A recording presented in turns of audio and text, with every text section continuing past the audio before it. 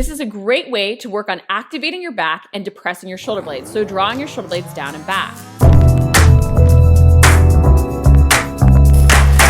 Hey guys, it's Corey from Redefining Strength, and if you ever thought to yourself, I can't do a pull-up, this video is for you.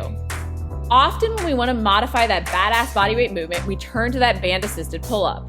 But the band-assisted pull-up is not the best way to modify this movement. Today I want to share with you my favorite way to modify the pull-up and 3 key tips to help you build up towards that first full one. Why don't I like the band-assisted pull-up?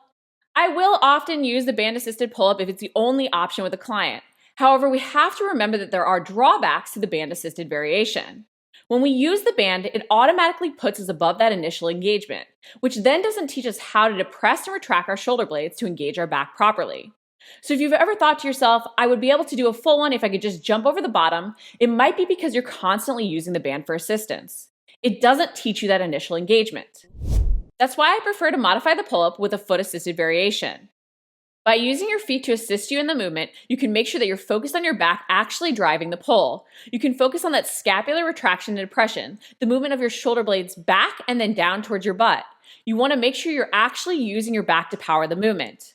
When you use your toes to assist, you can apply resistance only where you need. So you could even use toes to assist you up to the bar and then take on your full weight for the eccentric portion.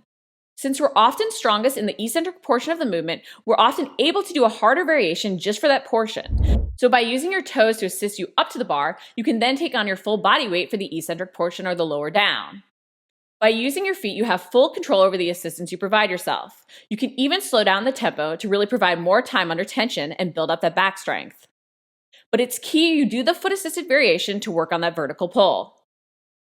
Just make sure that when you use your feet, you're not turning this into a lower body exercise. You want to make sure that you're working through the full range of motion and initiating the pull with your back. Really focus on that scapular movement and think about drawing your shoulder blades back and then down towards your butt.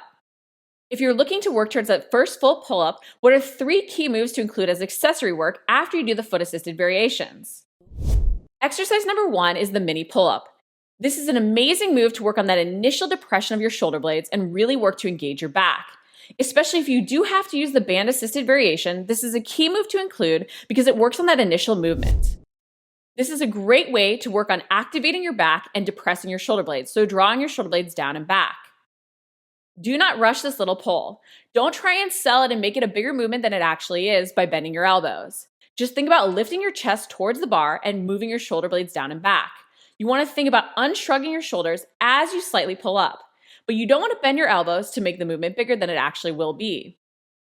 To modify the mini pull-up, you can even do a foot-assisted variation. By keeping your toes down as you lift your chest towards the bar, you can give yourself a better way to control the engagement of your back. Just make sure to really pause as you pull your shoulders down and unshrug. You want to feel your back actually holding in that position. Exercise number 2 is the single arm lat pull down. This is a great way to correct imbalances and make sure that you're engaging your back on both sides. It's also a great way to build up your lat strength and your grip strength. If you want to work on your scapular control, including the single arm lat pull down is a great way to do it. Especially if you've had a shoulder injury or you know one side is way weaker, this is a great move to correct those imbalances and build up your back strength. When you do the single arm lat pull down, make sure that you don't end up pushing down on the band when you pull it down. You really want to think about driving your elbows down and back.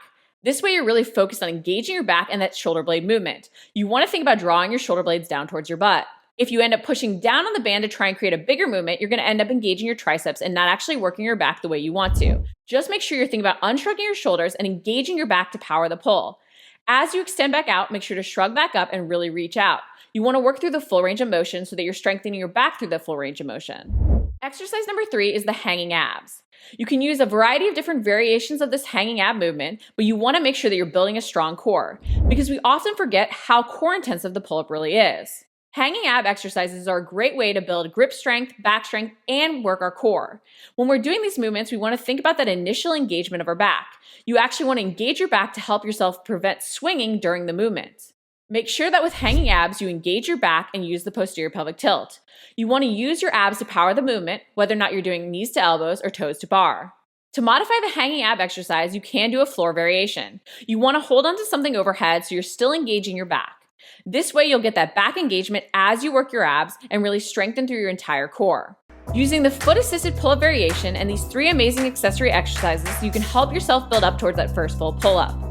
If you liked the video, make sure to like it, comment below if you have any questions, and subscribe. We're posting new videos each week.